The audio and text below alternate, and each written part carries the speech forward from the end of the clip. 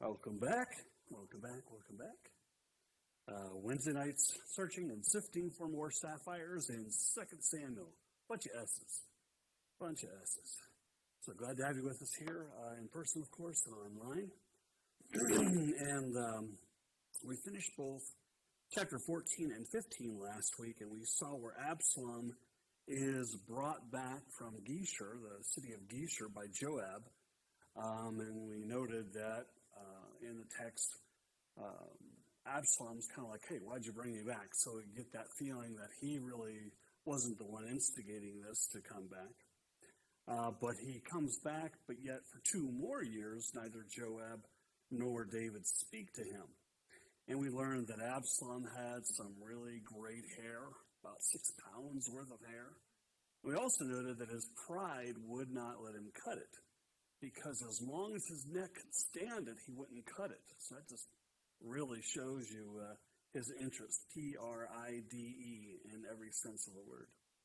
And so we saw that Absalom had 3 sons and 1 daughter, who he also named Tamar, likely after his sister Tamar, who had been raped. And time's passing, and then we see Absalom ask Joab, hey, take me before the king. He texts on his phone, hey, can I go see King David? But Joab turns his phone off. Joab doesn't answer him. Joab doesn't even respond to him. And so Absalom again responds with sending his servants to go do his dirty work, just as he had his servants kill Amnon, David's firstborn. Now he has his servants burn the fields of Joab. And I reminded us all of how we lead absolutely matters. So here's Absalom leading his own servants to do evil, to do wickedness. And he's trying to stay back in, like David did, keep his hands clean, like he didn't kill Uriah, it was the enemy. And so whenever he confronts Joab, and Joab says, well, why'd you do this? He goes, hey, why am I out here? Like I mentioned earlier, why am I here now? You're not talking to me. David's not talking to me.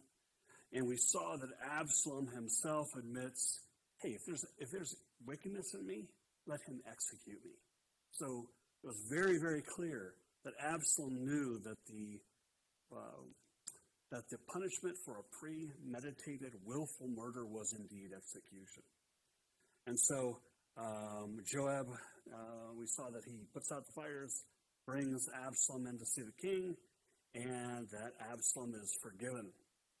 But the very first part of chapter 15, we see that Absalom begins to sway the hearts of the people of Israel. At one point, he gathers men to him, 200 guys that don't even know anything about what he's doing. Again, this is why birds of a feather flock together, and you need to look at who's leading and go, okay, I'm listening to his words, and that guy doesn't sound like somebody I should be following. But here you have 200 guys that just like, hey, the king asked me to show up, so I'm going to show up. Not necessarily the best idea to do. And so whenever Absalom has them shout out the news, hey, Absalom is king in Hebron, nobody questions that. Like, wait a minute, David's king. People just start, this is how rumors keep going. And then we saw David, a few minutes earlier, he was king, everything's fine, now he's running. Absalom has done enough string pulling and getting people in the right places, so he leaves, he abandons the castle of Jerusalem. And we saw that he leaves his concubines to take care of the place while he's gone. And then the Chelethites and the Pelethites, we learned months ago that those were basically the secret service for David. No king ever had an entourage like King David. These were the best of the best of the best. So he meets a gentleman we saw who was Attai, a Philistine man. Remember, when David was in Philistine and Achish was the king, he got to meet some folks. And so people saw what he did, and they realized how strong he was. And so this guy just happens to show up the day before. He's got some extra men. David questions him, like, well, why come with me? But the guy's committed. Again, you see what the Lord did through David. And then lastly, we saw he sends the 2 priests, the 2 high priests at that time, Zadok For whom the line goes, because Abiathar, again, is of the line of Eli, which the Lord said he would cut off, because Eli did not restrain Hophni and Phinehas, his two sons, from committing sins, sexual sins at the door of the tabernacle. And so last point was we saw a man named Hushai, who we don't have that much information about, and he was there to counteract the advice of Ahithophel. Remember that name, Ahithophel. Found some interesting information. I had not seen this before, but two different sources confirmed it. But we're going to be picking up with chapter 16 tonight. Let's go ahead and pray. Our Father and our God, we come before you, thankful that we can come before you. Thankful that you go before us. Thankful that you see the end from the beginning. Thankful that you look at all of this and nothing is a surprise to you, Lord. You flung the stars into existence. This life, Lord, and the life to come, which we so long for, Father. Help us, teach us, train us to draw as many as we can through you, Lord, to come to a knowledge of you. Father, again, I pray tonight that you would strip away all foolishness, anything ignorantly spoken or written down, because none of that has to remain, none of that should remain, none of that can remain. Lord, just your will, your way, your intention. Teach us, Father. I pray all of this. Lord, for those who couldn't make it tonight, many individuals who are struggling with pains, Lord, I'm thankful for the things that you are doing, the healings that we are seeing, and we're in faith pressing forward, and we're standing in the gap for those who are in faith believing, but not yet seeing. So we just pray all this in your mighty name, O God. Amen and amen. Okay, here, let me just check one thing. All right. So, I'm excited to share a couple jewels with you, sapphires, that's Samuel, sorry, tonight. One, like I said, I hadn't seen before.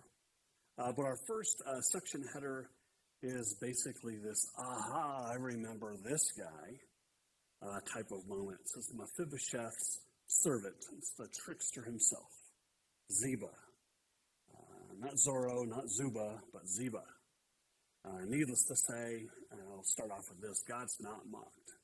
I mean, this guy planned for nearly 2 decades what he's about to do. And, God does repay. Even if it's not in the moment, we can take heart that God will find justice. He will bring justice. And it's going to be way better than anything we could have done. So, let's go ahead and read verses 1 through 5, and then we'll circle back. Verse 1.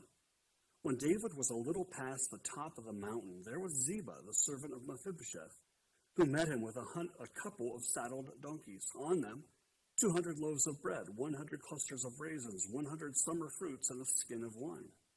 And the king said to Ziba, "What do you mean with these?" And so Ziba said, "The donkeys are for the king's household to ride on, the bread and summer fruit for the young men to eat, and the wine for those who are faint in the wilderness to drink." Then the king said, "And where is your master's son?" David doesn't waste any time here. "So where's Mephibosheth?" Then Ziba said to the king, "Indeed, he is staying in Jerusalem, for he said to me, 'Today the house of Israel will restore the kingdom of my father to me.'"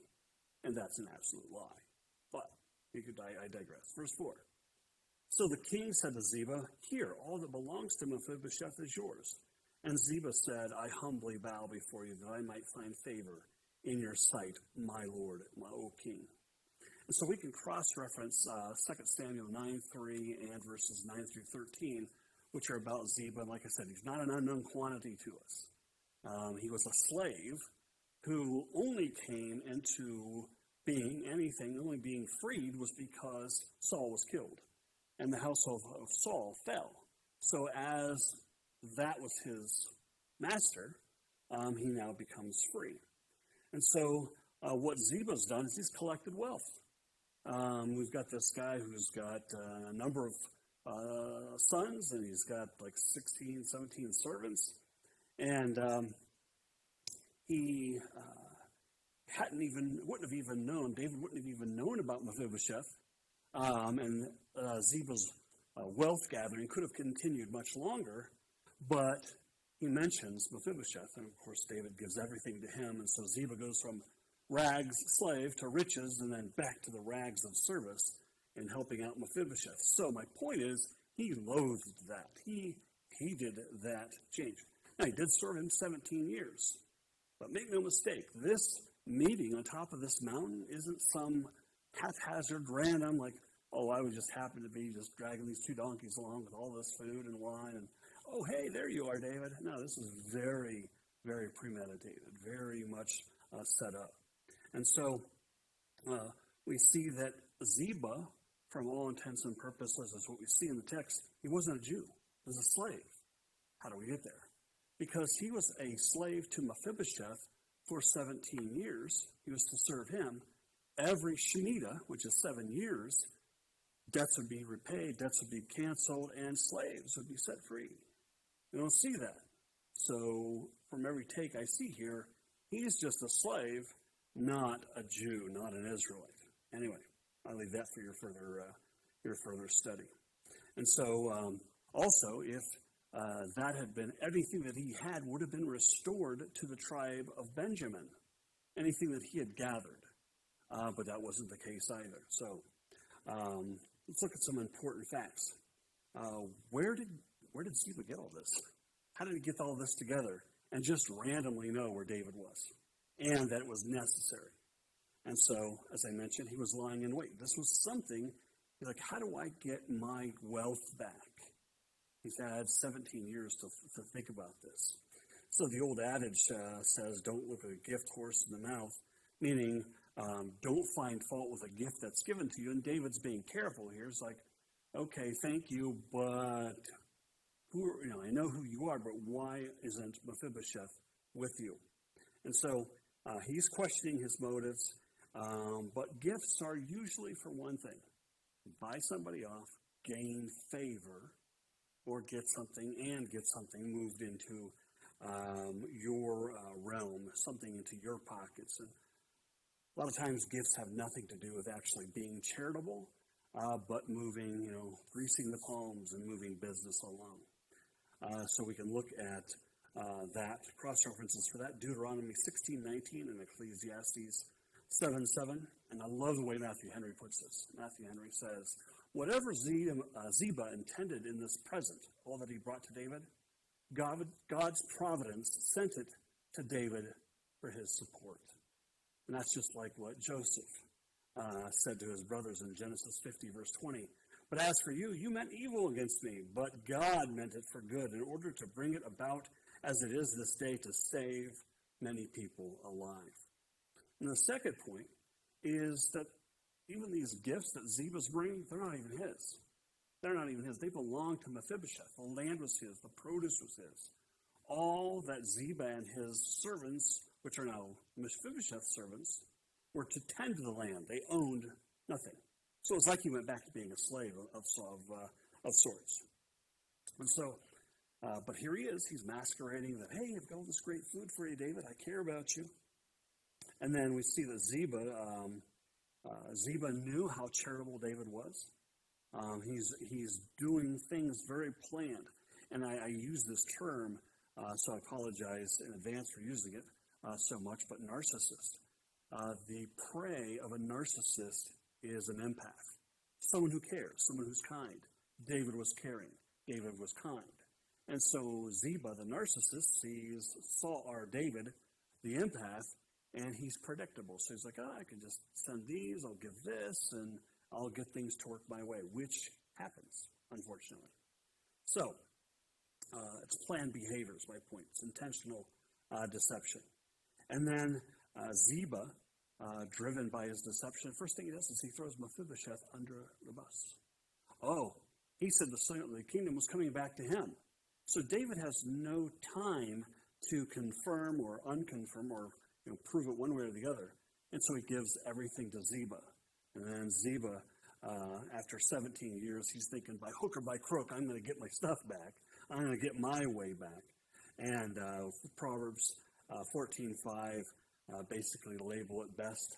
It says, a false witness will utter lies. And that's Ziba again and again doing this. And so Ziba is taking stolen property, because it was Mephibosheth's.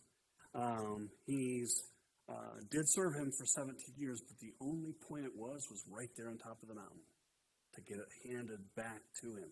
So I'm thinking to myself, if he's working these 17 years, he's thinking, okay, take care of this, guys, take care of this. This is all coming back to me, so we're going to build this up.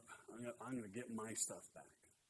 And then lastly, as any deceiver will do there, once they get their way, they pour on the syrup with a very syrupy, sweet, "Oh, I humbly bow before you, O my king. May I find favor in your sight." It's very sarcastic. At least, he said it clearly enough that David didn't, find fault at that moment. But again, words matter. And if we're listening to him, and we're just looking at this text, it's very clear, at least to myself, that he's not interested in anything but his own way. He doesn't care if David lives or dies. He doesn't care if his men are hungry or aren't hungry. He doesn't care if anybody rides on those donkeys. He's done all this for one sole purpose, himself. And so, it's not like we have to watch everybody and everything they say 24/7. We're paranoid running around here like that. But look at the role that David was in. He was king on the run. He had to be careful. He had to listen closely. And so my point for all of us is, what role are you in? And are you listening to the people around you and what they're saying and what's going on? Because God gives us not only things, but also people to care for and protect. So we have to pay attention. And so that's very sobering, at least to me, as there are many in my field that I take care of, and I'm very thankful for my family. And so last night, we're going to look at 3 other verse references here which speak to this, and then we'll move on to verse 5. 1 Corinthians 4:2, moreover, it is required of stewards that they be found trustworthy. Colossians 3:2, whatever you do, work heartily as for the Lord and not men. That's 0 for 2 for Ziba. Definitely not trustworthy, and not working heartily for the Lord, but for himself. Finally, Titus 1:7-9, for an overseer as God's steward, which he was an overseer of the land for Mephibosheth. As God's steward must be above reproach. He must not be arrogant or quick-tempered or a drunkard or violent or greedy for gain, but hospitable, a lover of good, self-controlled, upright, holy, and disciplined. He must hold firm to the trustworthy word as taught, so he may be able to give instruction in sound doctrine and also rebuke those who contradict it. So Ziba was no form of a good servant. He wasn't trustworthy. He focused on himself, always greedy of gain, definitely unholy, no lover of good. So, again, you can study that more on your own. I just want to do that little sidebar on Ziba to realize, even though he served him 17 years, he served Mephibosheth those 17 years and did what David had told him. His actions here at the end prove that the net was, I'm going to kill, steal, and destroy. I will get everything back, no matter what anybody says. So verse 5, and what do we see here? We see Shimei curses David. Verse 5. Now when King David came to Bahurim, there was a man from the family of the house of Saul, whose name was Shimei, the son of Gera, coming from there. And he came out cursing continuously as he came. And so really, for me anyway, just the part that says from the family of the house of Saul, that says it all. I mean, Ziba was a servant of Saul. Saul, we're seeing a lot of these narcissist, yelling, argumentative people.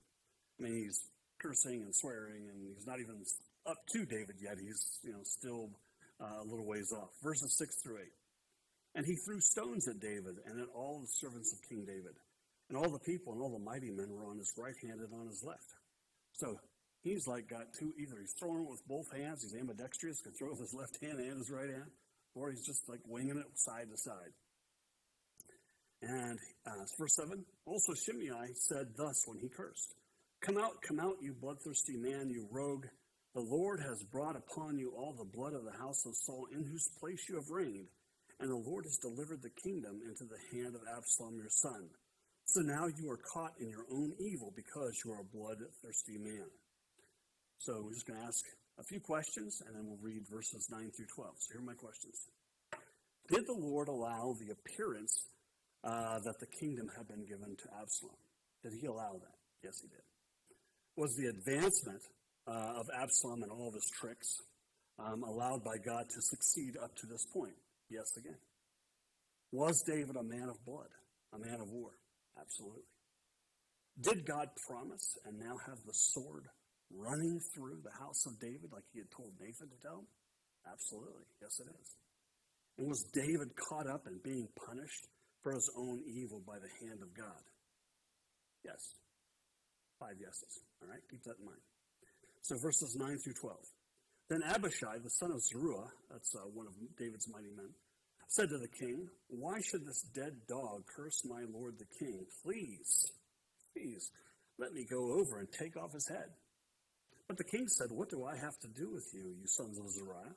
So let him curse, because the Lord has said to him," please take note of the language, "because the Lord has said to him, curse David. Who then shall say, why have you done so?" And David came to Abishai and said to Abishai and all his servants, "See how much my son, who came from my own body, seeks my life. How much more now may this Benjamite? Let him alone, and let him curse, for so the Lord has ordered him. It may be that the Lord will look upon my affliction, and that the Lord will repay me with good for his cursing this day." So lots to unpack here. Very exciting stuff, if I do say so myself. So David's mighty man springs into action and says, "Okay, I just want to chop this guy's head off." Which I can't blame him. I mean, it's a good thing to do. Kind of reminds me of Alice in Wonderland and the Queen of Hearts, and she's always like, "Off with their head." I mean, the instant she's offended, off with their heads. And so, in the context of protecting the king's honor, I don't know why my glasses just decided to jump off the stage. In the context of protecting the king's honor, David wasn't in any danger of being killed here. He was throwing rocks. The mighty men had their shields. It's like clank, blank, blank, blank, clank. You know, nothing's going to happen. It's near death. So Abishai's response, "Let me take off his head," that's a little bit over the top. But it's not whether his or not his reply to Shimei's hatred is correct. It's how David responds. It's what David says that holds the greater importance, I think, for us here. Again, remember the questions I asked earlier. Share them here again. Did the Lord allow the appearance that the kingdom had actually gone to Absalom? He did. Was the advancement of Absalom and all his tricks allowed by God to succeed up to this point? Yes. David was a man of war. Yes. Did God promise that the sword was going to run through the house of David? Yes. And was David caught up and punished for his own sin? Yes. So David's reply here in response to Shimei, I mean, if I'm if this guy's throwing stones at me and I don't want anybody to hurt, even from, hey, what if a stone does get through the shields? I'm like, okay, yeah, just go stop the guy. I mean, chopping off his head seems a bit much, but, this was the day. But David's reply is very smart. It's very astute. It takes into consideration what he said to Nathan the instant he was told of his sin. "I have sinned against the Lord alone. It is my fault. I accept blame." That's what he's doing here. That's how he's saying it.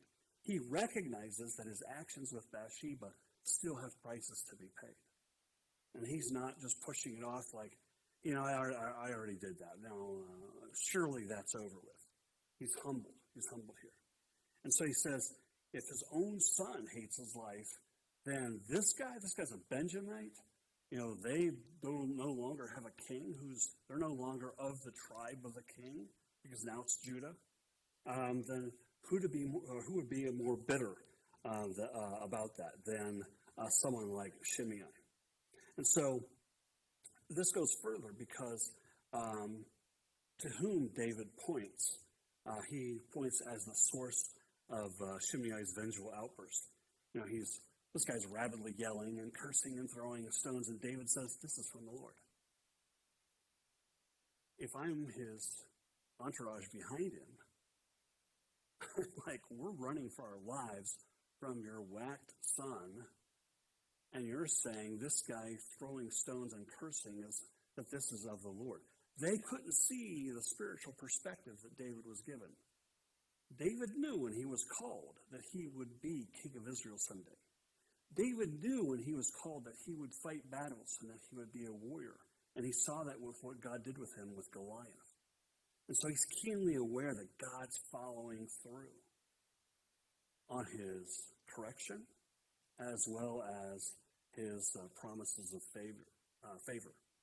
And so also knowing, as I pointed out, that he's like, my life's not in any danger here. This guy's upset. I get that.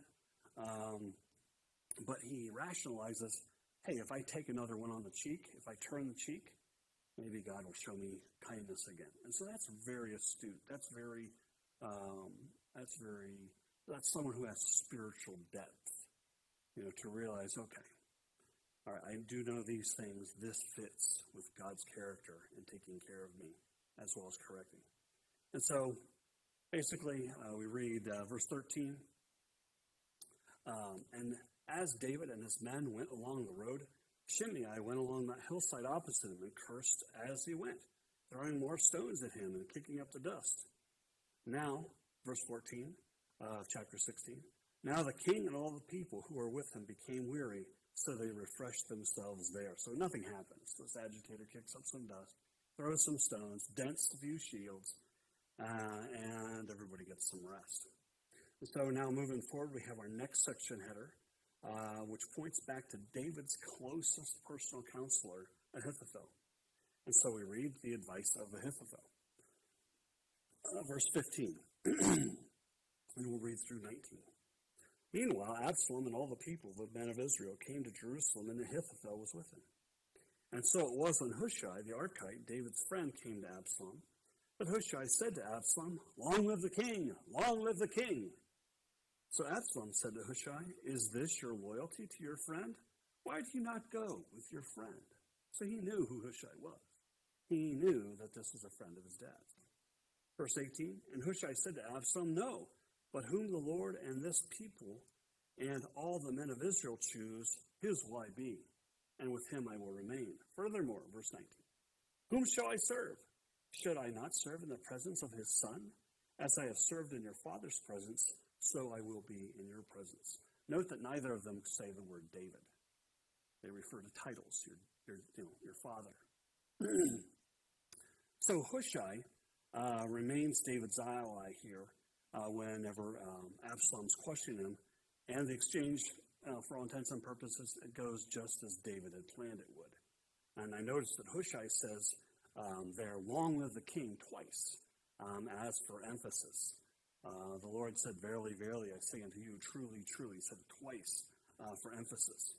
So just from 3 decades of sales, whenever you're dealing with a really prideful person like Absalom, the best advice for success is just to play to their pride, because it's going to be their undoing.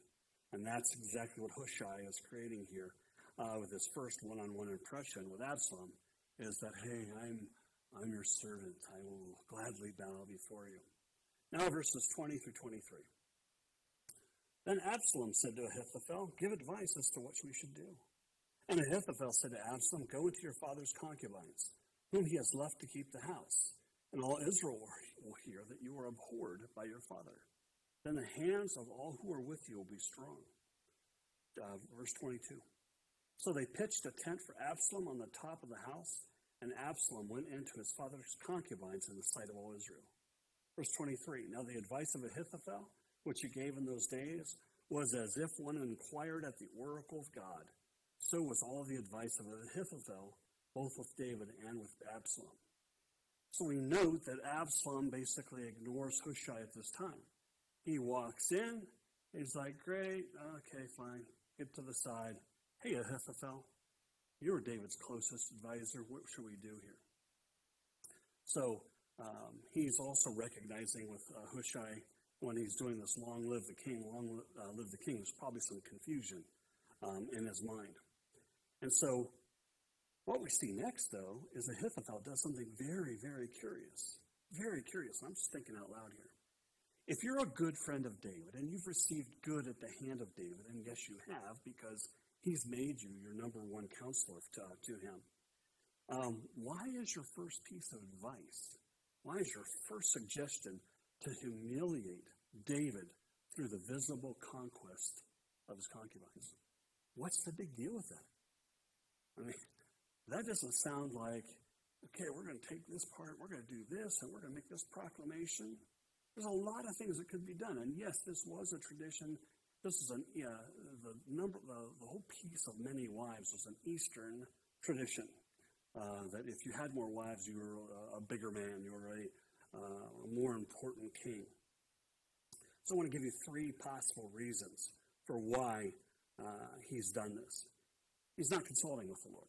Yes, he's consulting, or was David's consultant, but at no point do we see Ahithophel go, let me pray first, Absalom. Let me ask Yahweh what we should. We don't see any of that. Secondly, he's either scared of Absalom or he sees him as a means to an end. And I say it's a means to an end. And so he leads with this very lustful suggestion that he knows a real prideful, good-looking guy is going to go, makes sense to me. But it was complete evil. And then, he couldn't have been a good friend if he's, bailing at the first chance. He's throwing David under the bus. But here's my jewel for you tonight, or my sapphire, which I thought was very, very interesting. And this, to me, might be the most compelling piece in my research. I found two guys, a gentleman named Gerhard von Rad. He's a German biblical scholar. And then another man named Morris Suarez, who's of Egypt. And they posted this finding separately, but it's the same point. There's a biblical connection to Bathsheba and Ahithophel. If you look at 2 Samuel 11:3, Bathsheba is mentioned as the daughter of Eliam. Then in 2 Samuel 23:34, we'll get there in a few weeks, Eliam is mentioned as the son of Ahithophel. Therefore, Bathsheba and Ahithophel are granddaughter and grandfather. So if you're Ahithophel, and I'm going off script here, if you're Ahithophel and you know that this man, King David, has killed your son-in-law and has essentially taken your granddaughter, then the first thing you do when you get the chance is to humiliate David in a sexual way, with his concubines. That's what's motivating Ahithophel here. We're going to see even more that will add to that. Again, I'll leave that to your further study. This has just been very eye-opening to me because it is scriptural. 2 Samuel 11:3, 2 Samuel 23:34, making that connection. And so, like I said, what greater motivation would Ahithophel have needed to have, hey, I can get back at David. What's the first thing I should do? And so I also want to quote Suarez here, Morris Suarez. He said, quoting, "When David learned that the woman he wanted was married and the granddaughter of Ahithophel, his most trusted advisor, he should have come to his senses. He should have stopped it right there. But instead, he forced himself upon her in spite of this information." So this lines up very well, again, like I said, of why Ahithophel's first order of business is to humiliate the women that David cared about, just as David humiliated the granddaughter that he cared so much about. So again, I'll leave that to your further studies. But actually, there's another point that I want to make on this, and to me it's more important than that. And the real point of this message I want you to see is in verse 23. And this is the tragic trend, which I think is all too present in far too many churches. And what we read is that the word of Ahithophel was taken as what? What was the word of Ahithophel taken as? As if it was an oracle of God. I'll read it. Now, the advice of Ahithophel, which he gave us in those days, was as if one had inquired at the oracle of God. So was all the advice of Ahithophel, both with David and Absalom. So the word of Ahithophel was taken as gospel truth. No one's checking it out. They're just accepting it. They're just, okay, hey, that's great. And so, gospel truth, that's an Old Testament thing. But my point is, how many people in churches today take the word of their pastor as gospel truth? Like, they don't bother to study, to learn, to check in for themselves. I welcome that. Please, if you find things, if you say, hey, I think you're off there, let me know. Show me the scriptural points. Let's study together. That's how we learn.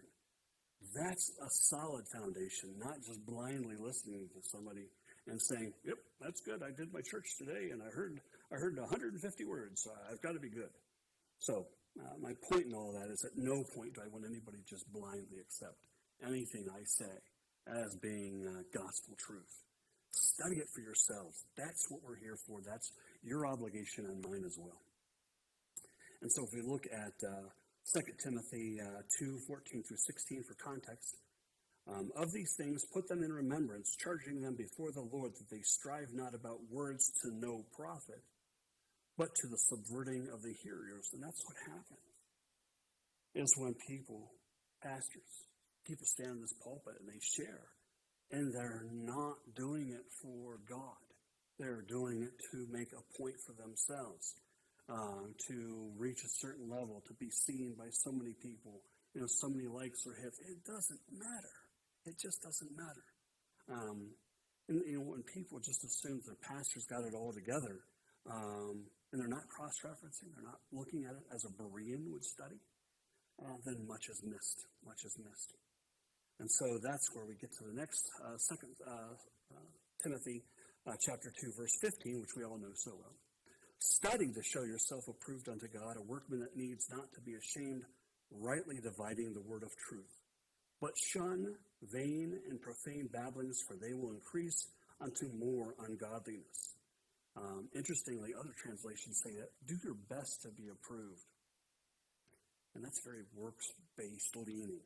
Do your best to be approved. Others also will follow suit with that with the word study. Study. That's looking at the Bible, cross-referencing, learning from each other.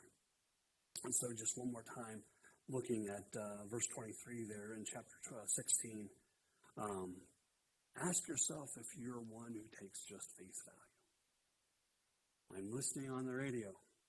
There's this, and that's all good, not realizing that it's a very watered-down, New Living Word translation, something that doesn't take into account God's clear commandment and admonition not to move one dot nor tittle from the Word of God.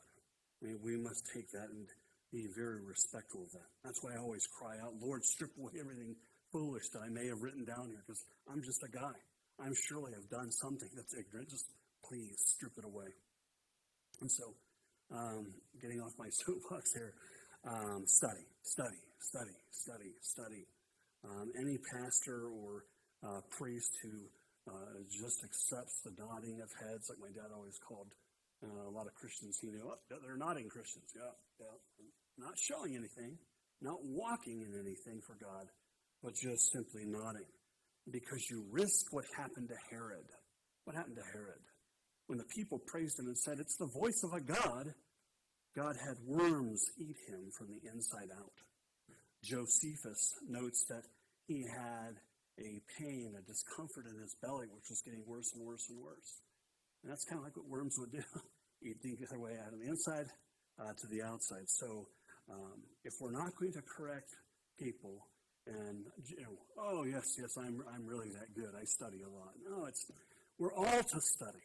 And I'm trying to be very, very clear with that. We're all to study. We're all to take the Word of God in its context, like Ahithophel here, speaking as if he's the oracle of truth. He's speaking like Herod. He's like, yeah, he doesn't stop anybody. Otherwise, we would have had that noted.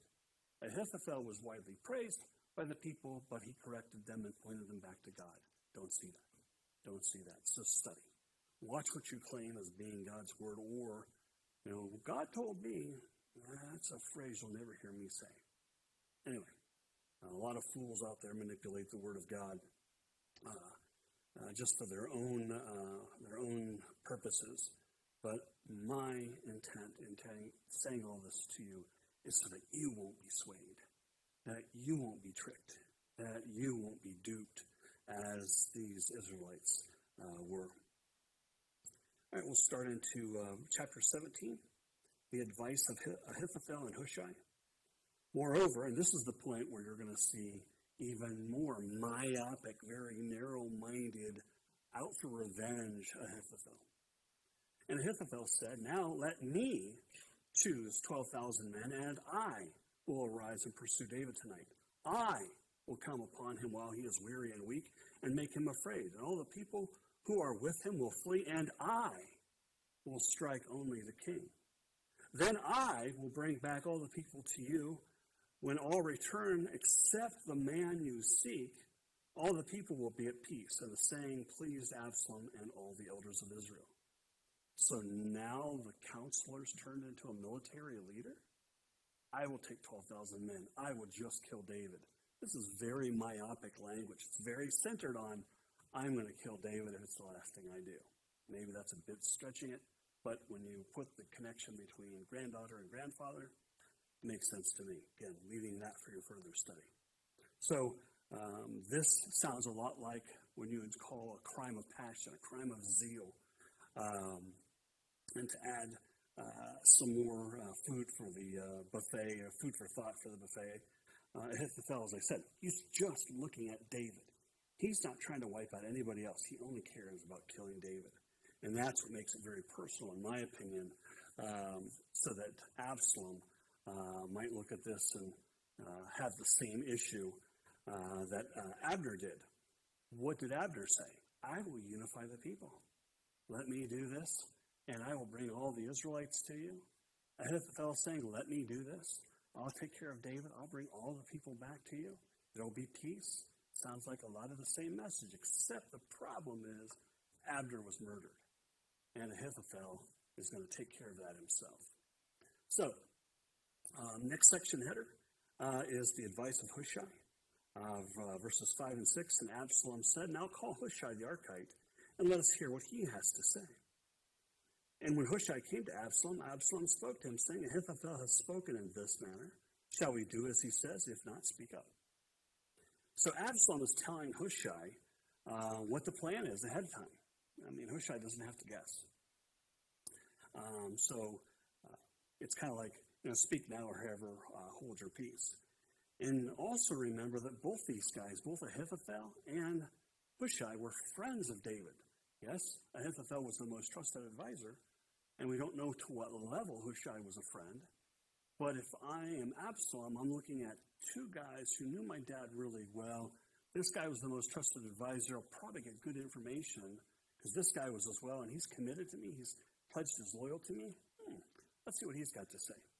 And so I'm wondering, since we've made that connection between grandfather and granddaughter, I'm wondering if Ahithophel knew that. If Absalom knew anything about that. But let's look at verses 7 through 10. He's doing this compare-contrast, two friends of David. And so I want you to listen with the intention and the strength-filled words which Hushai directs very pointedly at Absalom. Verse 7. So Hushai said to Absalom, the advice that Ahithophel has given is not good at this time. For, said Hushai, verse 8, you know your father and his men, that they are mighty men, and they are enraged in their minds, like a bear robbed of her cubs in the field. And your father is a man of war, and will not camp with the people. Surely, by now he is hidden in some pit, or in some other place. It will be, when some of them are overthrown at the first, that whoever hears it will say, there is a slaughter among the people who follow Absalom. Verse 10, and even when he who is valiant, whose heart is like the heart of a lion, will melt completely. For all Israel knows that your father is a mighty man, and those who are with them are valiant men. So he's reminding Absalom of who David is since his Goliath days. Actually, even before that. Remember back whenever Saul had his servants come to him and said, hey, we've got a good harp player. But they said much more than that. This is what they said about David. And this is what Hushai is reminding Absalom about. 1 Samuel 16:18. Then one of the servants for Saul, said, behold, I have seen a son of Jesse the Bethlehemite that is cunning in playing, that is the harp, and a mighty, valiant man, and a man of war. So they're adding to it, valiant and a man of war, and prudent in manners, a comely person, and, oh yeah, the Lord's with him too. And so Hushai is conversing here with Absalom, kind of like, hey, we haven't caught up in a little while. You've obviously seemed like you've forgotten some stuff. Your dad's a warrior, and his guys who are with him will fight with him till the death. You know nothing of battle. You're just a spoiled king's son. I'm putting in a lot of white spaces here. But Hushai is banking on these known qualities of David and his mighty men, putting some fear back into Absalom. Now verses 11 through 13. And I want you to listen for pronoun emphasis. I'll enunciate the pronouns here. Verses 11, and this is when he is talking again to Absalom. This is Hushai talking. Therefore I advise that all Israel be fully gathered to you from Dan to Beersheba, like the sand that is by the sea, for multitude, and that you go to battle in person. That's something Absalom hasn't done yet. He had his servants kill Amnon. He had his servants burn the fields. Hushai's like, you do this now. That's already something that he doesn't want to do. So, verse 12 says, so we will come upon him in some place where he may be found, and we will fall on him as the dew falls on the ground. And of him and all the men who are with him there shall not be left so much as one. Verse 13.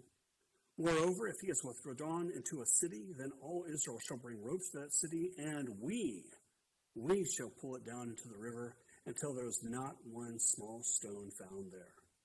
So what's strikingly different about Ahithophel's advice versus Hushai's advice? Focus.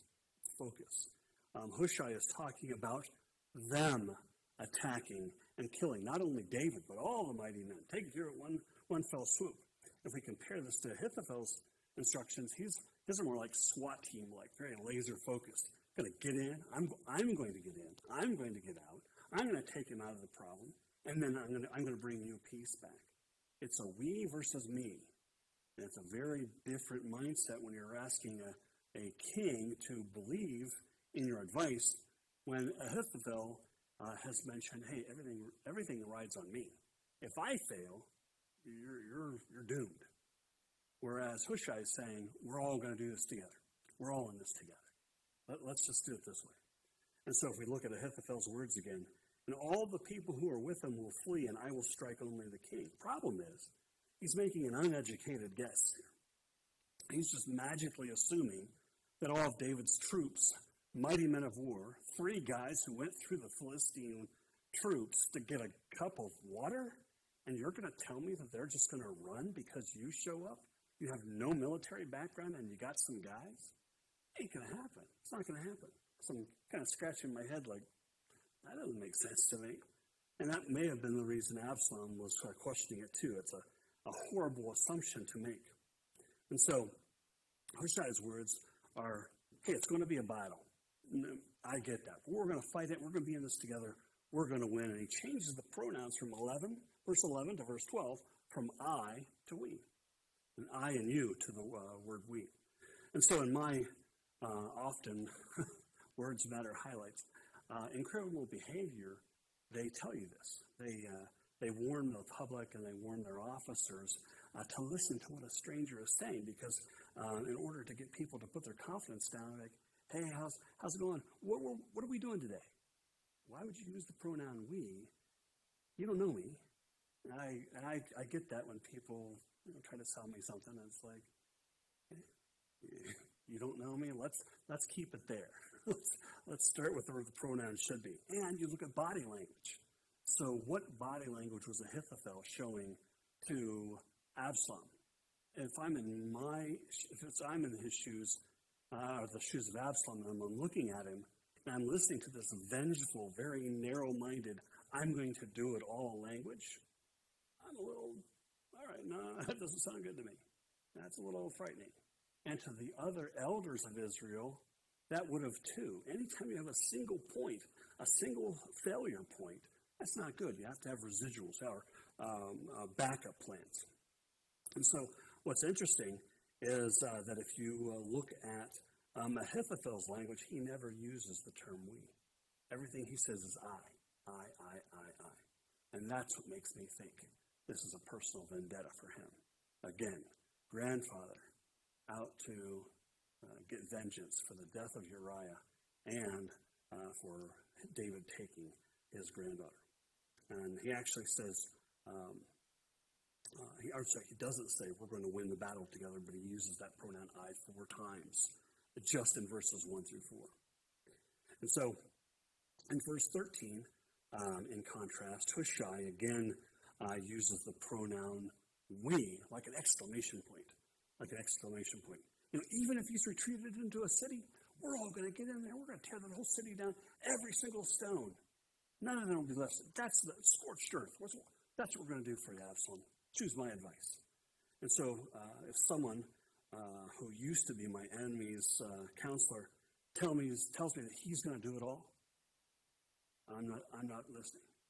Because think back. Absalom had been gone for 5 years.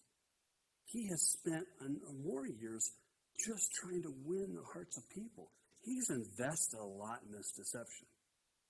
So for Ahithophel to say, I'm going to do it all, you've alienated the guy you're trying to sell. You should have used familiar language. Hey, we're going to make this work together. And he doesn't do that. You know, it's kind of like Absalom would be thinking, what do you mean you're going to do it all? This is my gig. I've been working hard on this. How dare you? And so we see that his biggest stumbling point is pride. You know, it's about him and never we. You know, like bible. And it's not how it works. You have to integrate. You know, whether it's good or bad. Integration. I said this because I was in IT for so long. Information technology. Systems integration, making all of your systems talk together, that is the focal point of anybody's systems. It's not how great this one system is. It's not how great that one system over there is. It's how do they talk together. Systems integration. We versus I. So, verse 14. So Absalom and all the men of Israel said the advice of Hushai the Archite is better than the advice of Ahithophel. And we see, for the Lord had purposed to defeat this good advice of Ahithophel, and it actually was good. And here's why. It was laser focused. It was a SWAT team approach. It was just get in and get out. Minimal risk, find out where he's at, take him out, the sheep will scatter. That's good strategy. Problem was, he alienated Absalom with the I talk and not the we talk, but even beyond that, God just made sure that Absalom went with Hushai's advice. And so, to the intent the Lord might bring disaster on Absalom. So it's always, always, always true. God alone gives the victory. He gives it to us to walk in and to press through until he returns. Let's go ahead and pray. Our Father and our God, we thank you for this hour. We thank you that we can study your word openly and not in fear. We thank you that the countless patterns throughout your word point to you over and over and over again. Father, I just ask that you would dismiss us with your blessing, Lord, sealing only the truth of your word to our hearts. Anything that is foolish and ignorantly spoken, I'm sure there's some, Lord. Strip it away. Strip it away, Lord. Seal truth to our hearts, and we pray all this in your mighty, mighty name. Amen and amen.